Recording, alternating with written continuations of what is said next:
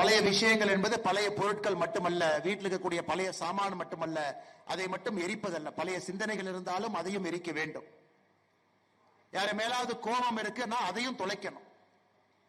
அந்த ஒரு ஆண்டு காலம் நம்முடைய உடம்புக்குள்ள, மனதுக்குள்ள, ஈகோக்குள்ள ஏதாவது கெட்ட விஷயங்கள் வந்திருந்தாலும் கூட போகி பண்டிகையில் அதெல்லாம் வெளியேற்ற வேண்டும் என்கின்ற ஒரு அற்புதமான ஒரு கலாச்சார சிந்தனையில போகி பண்டிகை ஆரம்பித்து, இரண்டாவது நாள் பொங்கல் பண்டிகையோடு நம்முடைய குடும்பம், நம்முடைய சொந்தங்கள், உற்றார்கள், உறவினர்கள் எல்லோரையும் ஒரு குடும்பமாக ஒரே இடத்திலிருந்து எல்லோரும் சேர்ந்து அந்த பொங்கலை பொங்கி, மூன்றாவது நாள் சூரிய பகவானிலிருந்து பஞ்சபூதங்கள் எல்லோரும் சேர்ந்து, ஐந்தறிவு இருக்கக்கூடிய மிருகம் என்று சொல்வதை விட ஐந்தறிவு ஜீவன்கள் நம்மளோடு இருந்து நம்முடைய விவசாயத்திற்கு, நம்முடைய வளத்திற்கெல்லாம் பெருமை சேர்க்கக்கூடிய நம்முடைய பசுமாட்டிலிருந்து, காளை மாட்டிலிருந்து, நம்முடைய விவசாய தோட்டத்தில் இருக்கக்கூடிய எல்லா உயிரினங்களுக்கும் மரியாதை செல்வதற்காக மாட்டு பொங்கல்.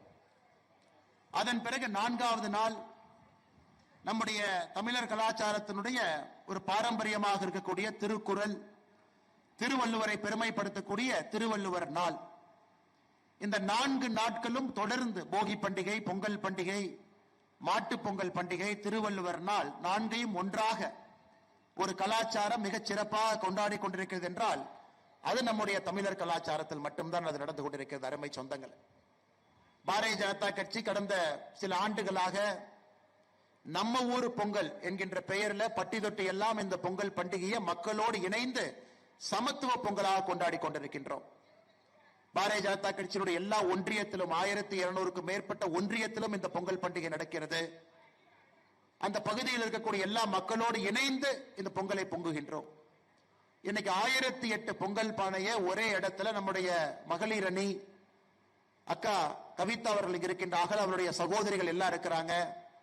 நம்முடைய அகில இந்திய மகளிர் அணியினுடைய தலைவியாக இருக்கக்கூடிய அக்கா வானதி சீனிவாசன் அவருடைய மேற்பார்வையில் தமிழகத்தில் இதற்கு முன்பு பாரதிய ஜனதா கட்சியினுடைய தலைவராக ஒரு மாநிலம் அல்ல 2 மாநிலத்தினுடைய பெருமை மிகுந்த ஆளுநராக, ஒரு ஆளுநர் பொறுப்பிலிருந்து யாரும் அந்த பொறுப்பை விட்டுவிட்டு வீதியில புழுதியில வந்து அரசியல் செய்வதை நான் கேட்டதில்லை, பார்த்ததில்லை. நம்மோடு இருக்கக்கூடிய அக்கா தமிழிசை சவுந்தரராஜன் அவர்கள், அவரும் இந்த பொங்கல் பண்டிகையில சிறப்பு விருந்தினராக நம்மோடு கலந்து கொண்டிருக்கின்றார்.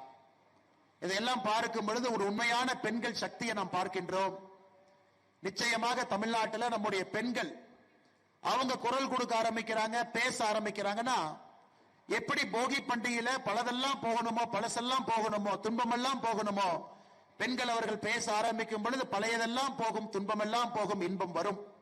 அது பெண்களால், அந்த சக்தியால் மட்டும்தான் அது முடியும். அதனால் தான் ஆண்டவன் சிருஷ்டி பண்ணும் பொழுது இன்னைக்கு நம்முடைய இந்து தர்மத்தில் பார்த்தீங்கன்னா ஆண் கடவுளை விட பெண் கடவுள்கள் தான் அதிகம். ஏன்? அது 1:10 அப்படிங்கிற ரேஷியோல மட்டும் இல்லைங்க, 1:1000 என்கின்ற ரேஷியோல இருக்கிறாங்க. ஒரு குடும்பத்தில் எது செய்தாலும் கூட நம்முடைய தாய்மார்களை, சகோதரிகளை முன்னிலைப்படுத்தி தான் செய்கின்றோம். 2 நாட்களுக்கு முன்பு தாராபுரம் பகுதியில் சங்கரனாம்பாளையம் என்கின்ற கிராமத்தில் அந்த குளத்துல பிறக்கக்கூடிய முதல் பெண் குழந்தைக்கு ஒரு மரியாதை செய்கின்ற நிகழ்ச்சியில பங்கேற்றேன். பொன்னூஞ்சல் என்று சொல்லக்கூடிய நிகழ்வுல ஊஞ்சலே தங்கத்தால் செய்யப்பட்ட ஊஞ்சல்ல அந்த குளத்தில் பிறந்திருக்கக்கூடிய பெண் குழந்தைகளை மாமாமார் கொண்டு வந்து ஊஞ்சல் வைத்து ஆட்டி விடுகின்ற பழக்கத்தை பார்த்தேன். நான் கேட்டேன், எத்தனை வருஷமா அதை நடத்துறீங்க? 1800 ஆண்டுகளாக இந்த தலைமுறையாக இதை பின்பற்றி வருகின்றோம் என்று அந்த சங்கரண்டாம்பாளையம் பகுதியில் சொன்னாங்க. ஒரு பெண்ணுக்கு நாம் கொடுக்கக்கூடிய முக்கியத்துவத்தை பாருங்க. அதனால எனக்கு இந்த 1008 பொங்கல் பானையும் கூட நம்முடைய தாய்மார்கள், சகோதரிகள் அவங்க முன்னிலையில இந்த பொங்கலை மிகச் சிறப்பாக இனிமையான முகத்தோடு வைத்துக் கொண்டிருப்பதை பார்க்கும் பொழுது நிச்சயமாக ஒரு பெரிய மாற்றத்திற்காக நாம் காத்திருக்கின்றோம். அது அரசியல் மாற்றம் ஒரு பக்கம் இருந்தாலும் கூட அது சமுதாய மாற்றமாக இருப்பதை நாம் மகிழ்ந்து பார்த்துக் கொண்டிருக்கின்றோம்.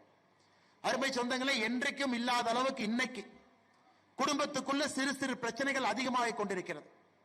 குடும்பங்கள் எல்லாம் நியூக்ளியர் ஃபேமிலி என்று சொல்கின்ற அளவுல தாத்தா பாட்டி ஒரு பக்கம், அப்பா அம்மா குழந்தைகள் ஒரு பக்கம் அப்படிங்கிற அளவுக்கு வந்துட்டோம்.